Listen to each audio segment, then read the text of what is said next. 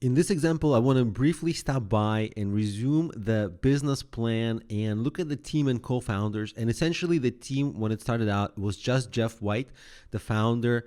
And what really helped him is his experience in this industry. Now, many people do something that's popular these days. They go to these sites like Alibaba, AliExpress, or have other products that they don't have a particular expertise in those products, but they go to those product sites and they white label or license or buy up a ton of products just to sell. Now, there's a big difference between Jeff and those kinds of commerce sellers, because Jeff had tremendous expertise. What you'll see is that it helped him have the confidence in the product, understand ins and outs of customer experience. So if anybody complained, he was able to address like, hey, you're using it wrong, or you're using it on the wrong kind of tile, or you're not applying the cleaning solution right. So he knew it better than anyone. And he was able to address a lot of problems, do great customer support, and know when he really got the ideal product that was just effective enough but not too chemically enough, because that was a concern by consumers. He had authority as well. People often ask, well, who are you? And he's like, well, I'm only an expert in the field. I've been in it for 20 plus years.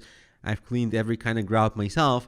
And when I see a lot of people getting into commerce, and commerce is a fantastic industry. The challenge though is that having no expertise in a product really is a little bit of a disadvantage. And I want to segue right here to Swot analysis, which is essentially advantages and disadvantages. So we'll talk about what are the advantages of this product, what are the disadvantages. The strengths I listed as it is the highest quality cleaner on the market, but I should also add a founder with deep industry expertise.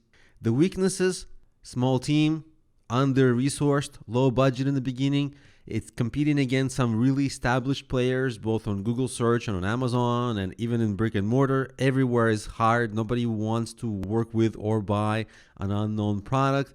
And also, even though the founder had deep expertise in the grout industry, there was no marketing or sales expert on the team. That was my role in a way. And the opportunity, by the way, SWOT stands for strengths, weaknesses, opportunities, threats. It should be very obvious because these are the sections. So the opportunity, the O part of SWOT, is basically a commoditized and stagnating market that is ready for disruption. There's no perfect product yet. Before this product came along, there wasn't a perfect product, and it's a big enough market. There were obviously some winners. Whatever grout cleaners are being sold in stores now, or whatever grout cleaners were number one on Amazon at that time, they were the winners at that time.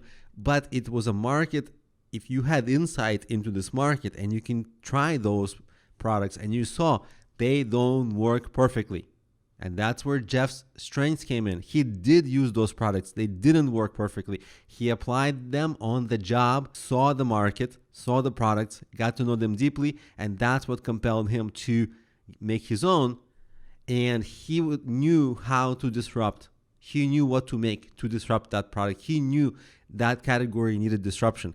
If you, on the other hand, are coming into an industry that you only have a little bit of knowledge about, it's much harder to know what are the little pieces of the industry, what are the nuances of the industry that are not performing well, that could be done better. Because notice that if you were on the outside looking into this market, you can say, well, this market is competitive. There's a winner on Amazon. There's a winner in the brick and mortar stores, done. But that would have been false, but it only falls to an untrained eye. You couldn't notice, but to a trained eye, and that's where the experience comes in, that was noticeable, and that was the opportunity that he noticed and went after. And if you are in the e-commerce business, I do want you to think about like how deeply do you know that's the product. It actually is going to end up mattering quite a bit.